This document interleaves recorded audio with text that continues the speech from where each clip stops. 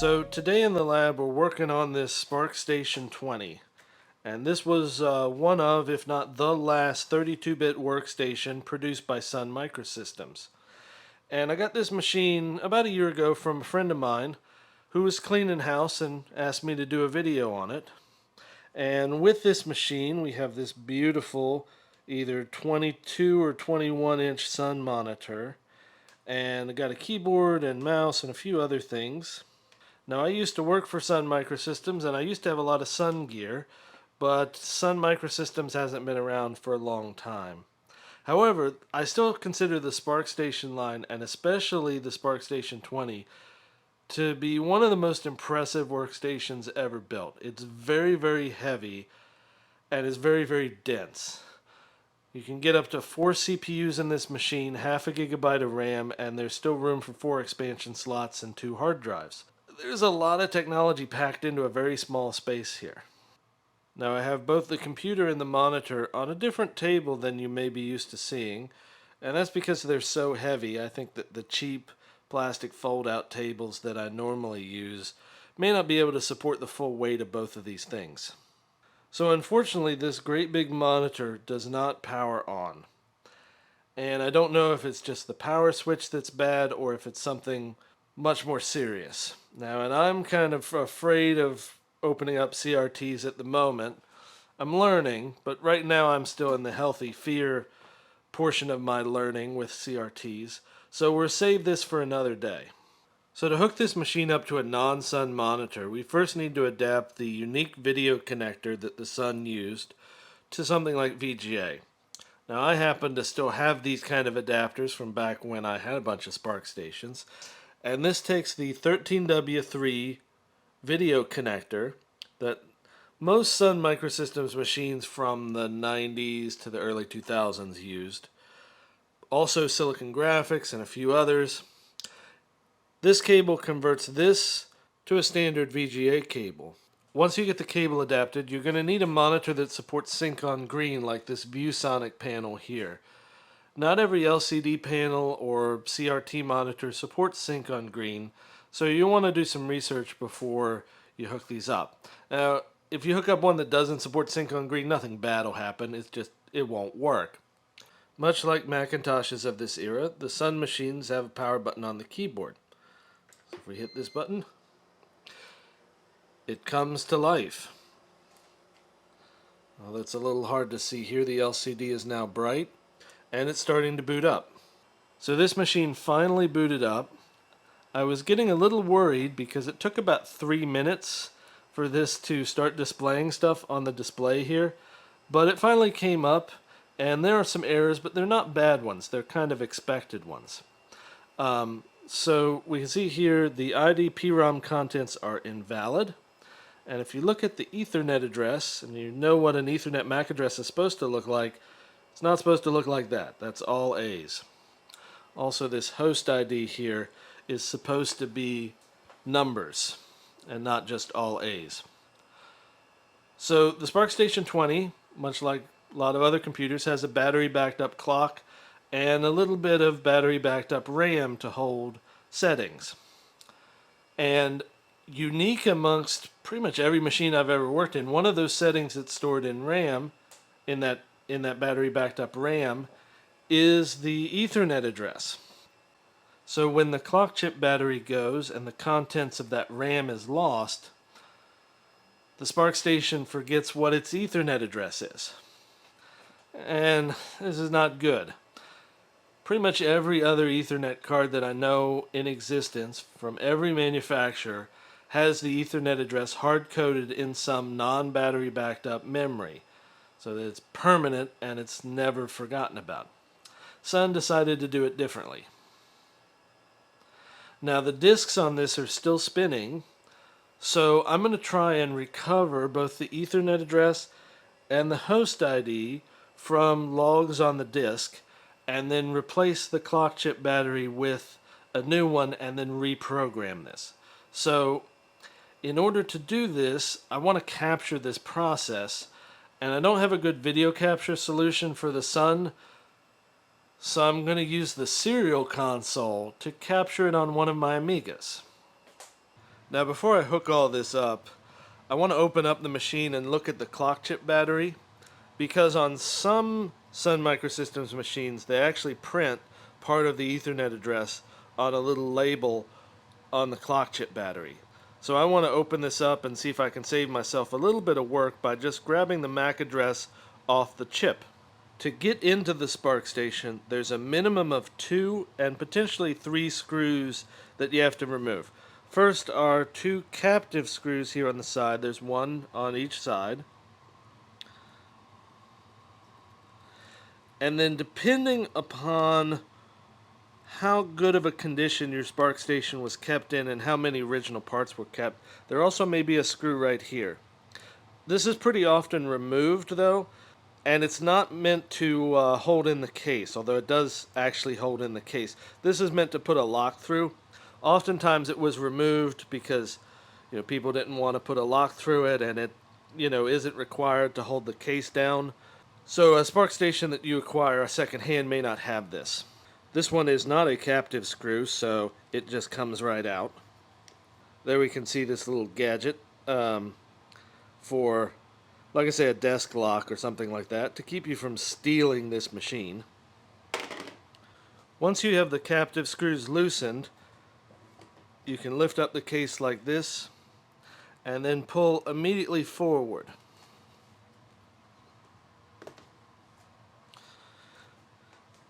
The reason that you want to pull immediately forward is that the top part of the case has these little tabs here that act as a pivot point, and they're not quite flush with the desk. So you want to pull them out so that there's not strain on them when they're leaning over to the side. And here we get a look inside of the SPARCStation, and we've got processor cards over here, or rather I should say CPU modules, and then we have expansion cards here.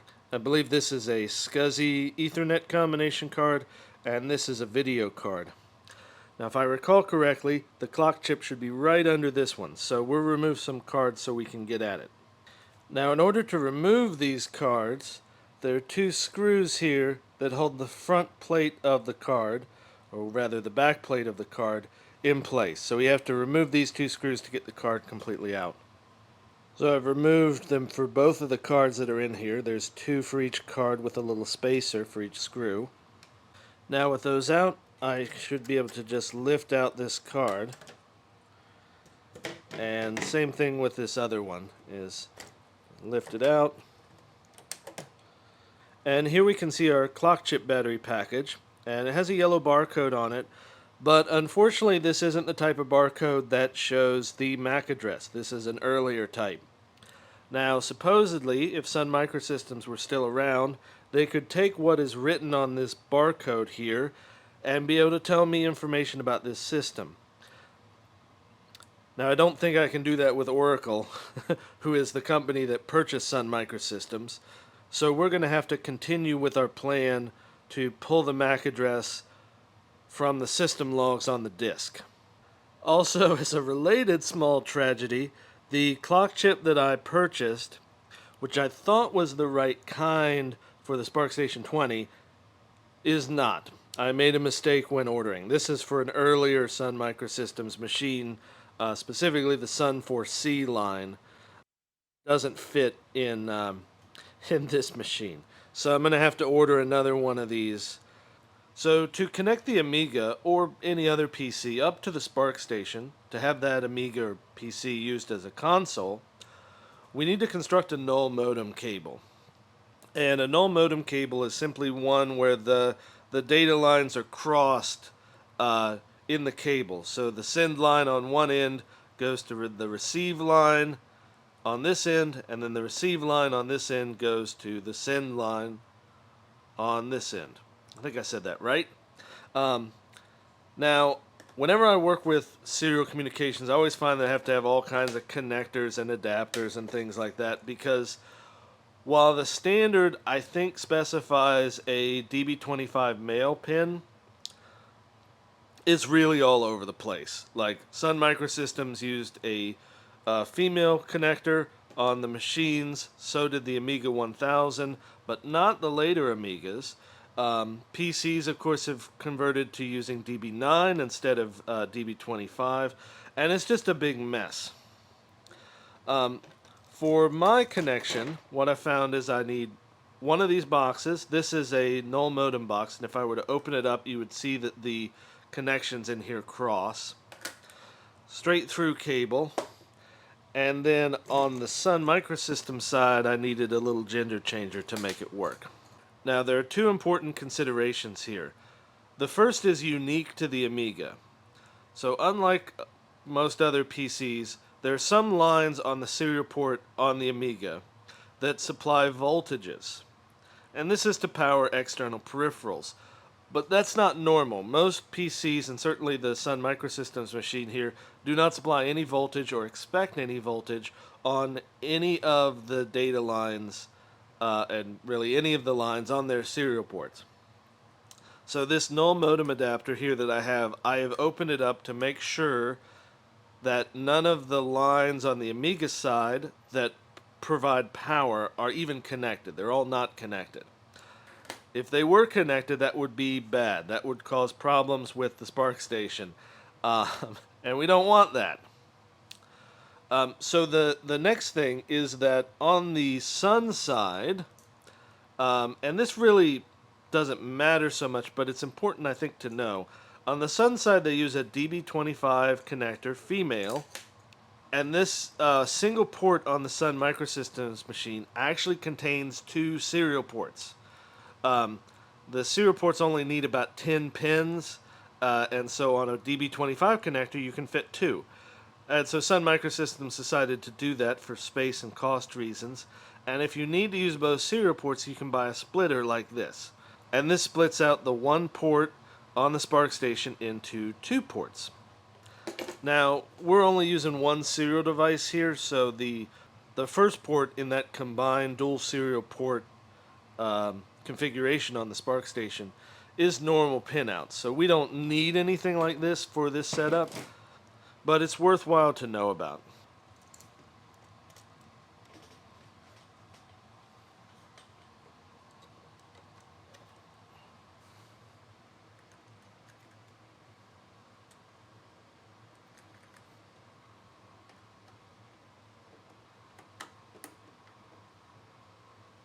Alright, here we are, all ready to capture, with the display also being put on my big TV up there.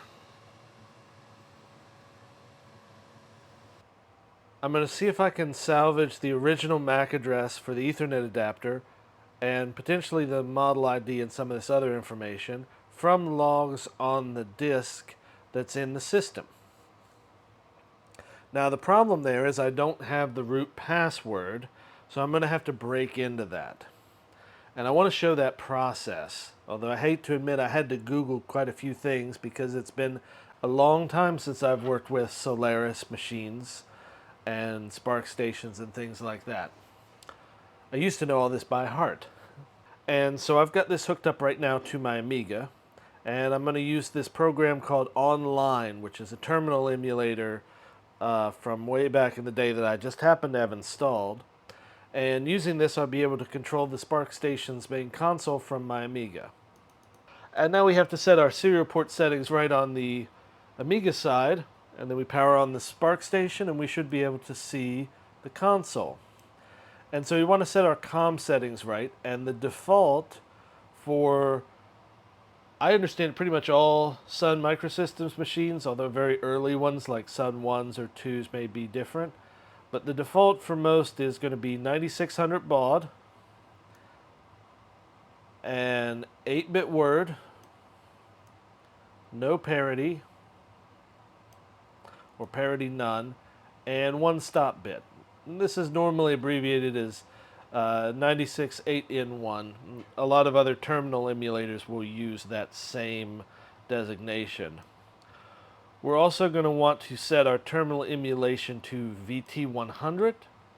That's generally what the SUN and Solaris expect, is a VT100 style terminal. And we're also want to turn the hardware flow control off if it's not already off. Now you could wire a cable with hardware flow control, and then be able to operate this at much higher baud rates than 9600.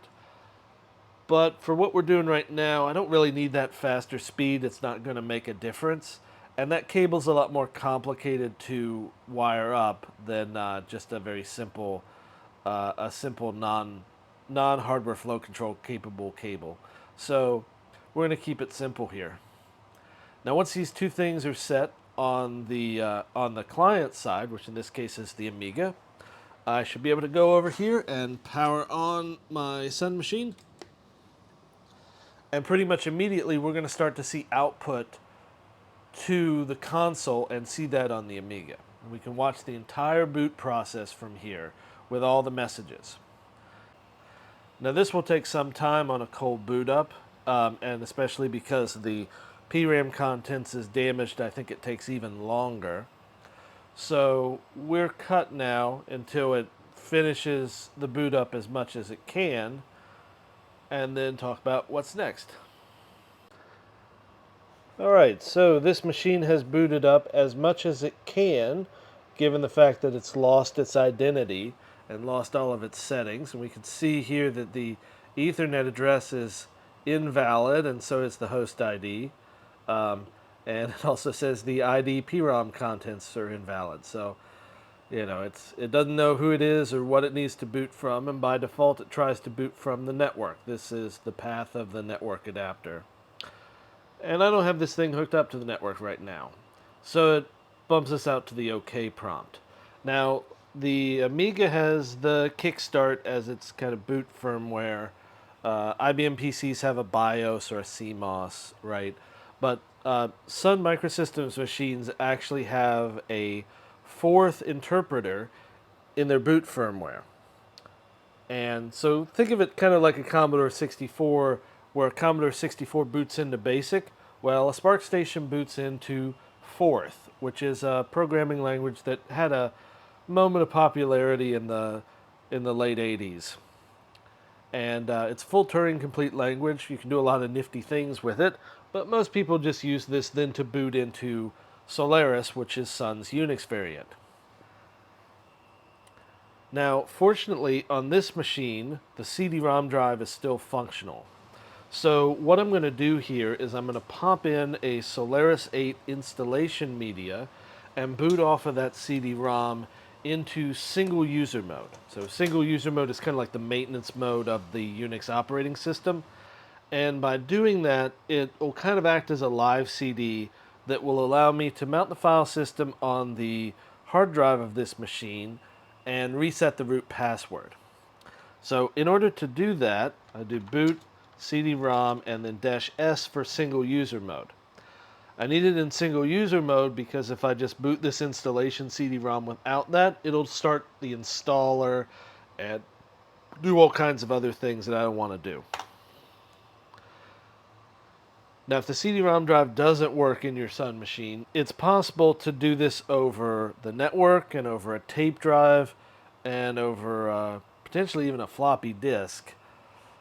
But that's a little bit more complicated, so I'm just booting off the CD-ROM drive.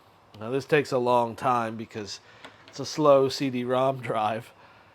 So we finished booting from the CD-ROM, and we're now in single user mode. We have the hash mark, which generally indicates the root user in Unix. And so now what we want to do is we want to check the hard disk to make sure that it's okay, first and foremost. And then if it's okay, we're going to mount it and then modify the password file. So to check the disk if it's okay, we're going to use the fsck command. And if you're familiar with this from Linux, you would expect me to write like dev sda or something like that for the first hard disk. Whoops, little side note here. This is going to fail, but this has always bugged me a little bit about Sun systems, and this has been true forever, is it doesn't accept the backspace key by default. In order to have the backspace key function as normal, I have to run this command, stty erase, and then the backspace key.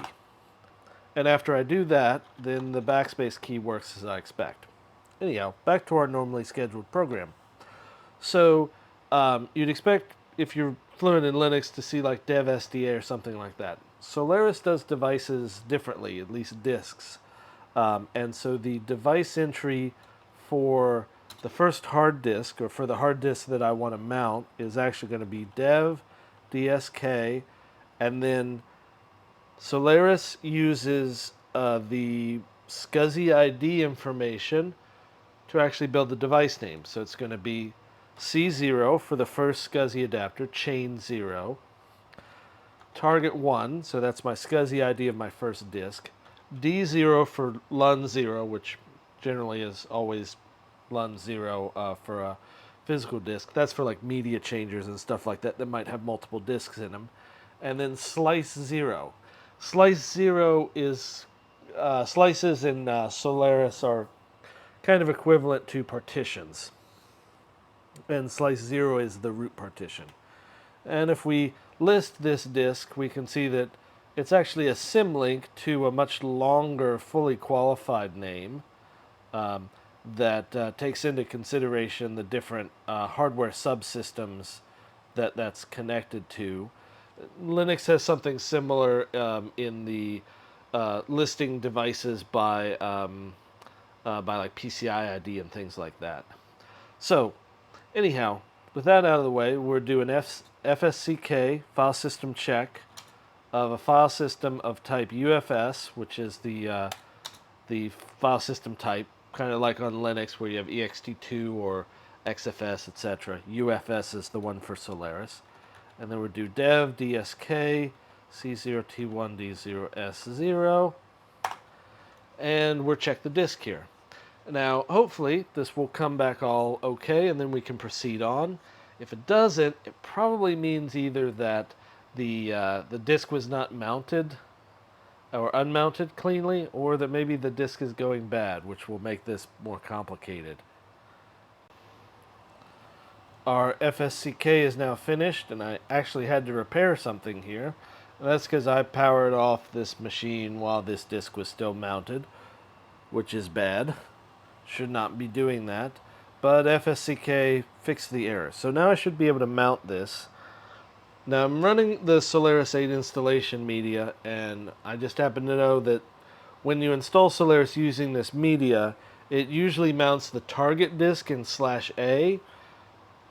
And we'll do that again here just because that seems like the right thing to do. So we're mount dev dsk chain 0 target 1 lun 0 slice 0 to /A, and then we should be able to see all the files on the disk.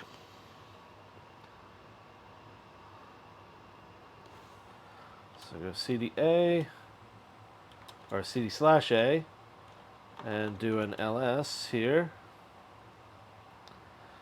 and there we can have all the files on the disk.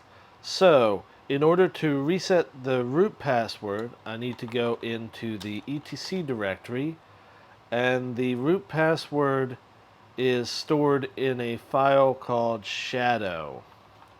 You would think it would be stored in a file called password, which is normally where all the user accounts are. Here we can list all the user accounts on this system. But that was considered insecure, so it got moved to a file called shadow. And that should be, relatively familiar to any Linux admin.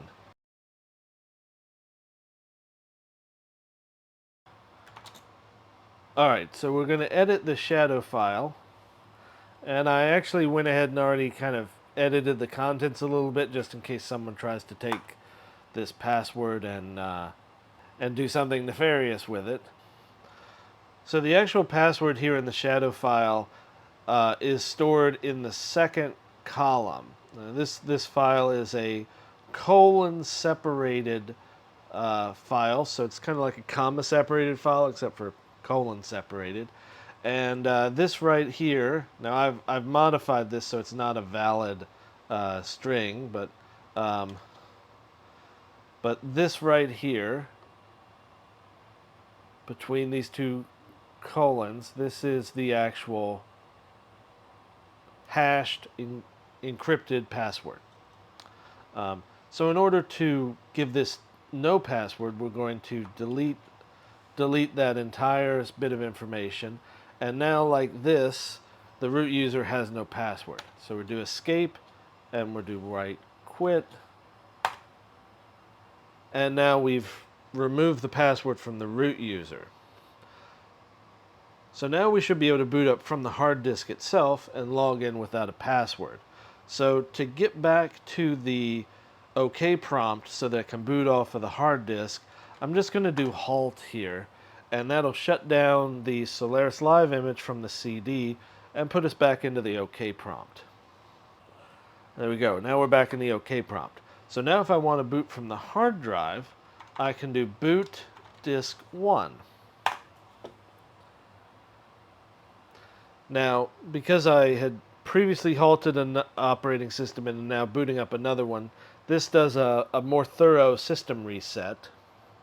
And so it'll take a minute, but we should start seeing Solaris boot here in just a bit. Alright, so this is starting to boot SUN OS release 5.9, aka Solaris 9.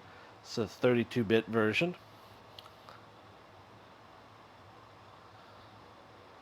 And these LE0, LE1 errors that say no carrier, that's because I don't have the Ethernet cables plugged in. So it's an error. But we can see it's starting to come up, checking the file system, starting some other stuff. This will take a minute for it to come up. Alright, and now we see the Cardinal console login prompt. And this machine was set up as a machine with a user interface, so we'll also see some information about how it's trying to start the desktop login and all that. But we're logged on through the serial console, so we can just ignore that. Here in a minute, it'll settle down to be normal. So now we've finished booting into the operating system on the hard disk, and I should be able to log in as root, and it won't prompt me for a password because we removed it. And we can see this is running SUN OS 5.9, which is also known as Solaris 9. And let's see here. We also have to do that STTY trick again. Whoops. If I can type here, STTY erase, space. And normally I would put something like that in my profile so I don't have to set it every single time. Let's look at the date here. So this says the date is 1986. That's not right. Um, so, but it still boots and things are functional. Now, these messages here sometimes that are going to pop up, this LE0, LE1, no carrier detected. That's because I don't have an Ethernet cable plugged in, and it's expecting these interfaces to have a cable plugged in and to be active. So if those pop up, just disregard them. Now, the reason that I wanted to get this back into the operating system here was to see if I could find the original MAC address and the original system ID from one of the logs. Now, it's been a long time since I've worked on a Solaris machine here, so it took me a while to figure out where these were even stored, because even though Solaris is a Unix derivative, and Unix is a lot like Linux, which is my primary operating system now, a lot of things are slightly different. But I did eventually find these logs in var80m, and there are these messages, var80m messages right here. And we can see most of these date from either 2004 or 2005. So that was the last time this machine was really booted up, was in those time frames. And I can grep through these for 8020. And 8020 are the first 3 bytes of every SUN Microsystems MAC address, at least for SPARC machines. And I'll pipe that to head. And we can see in that here, although it clips the line, that we have our Ethernet address recorded down. And our Ethernet address here is 8020 and then 2053 9F. So that's our That's our original MAC address for this machine. And that's great that I could find that, so I don't have to make this one up. And I also believe that this ID here is our system ID. So we don't have to make that one up either. Maybe someone in the comments can tell me if I'm right, but I'm pretty sure this ID right here, this is our system ID. Um, and that makes me really happy. I like when I can recover that kind of information. And so that's probably all we have time for in this video, since I'm still waiting on those correct PRAM chips. But in the meantime, I'm going to get this thing disassembled and cleaned so that we can be ready to install those chips when they arrive. And anyhow, thank you all for watching, and hope you enjoyed it, and we'll see you next time.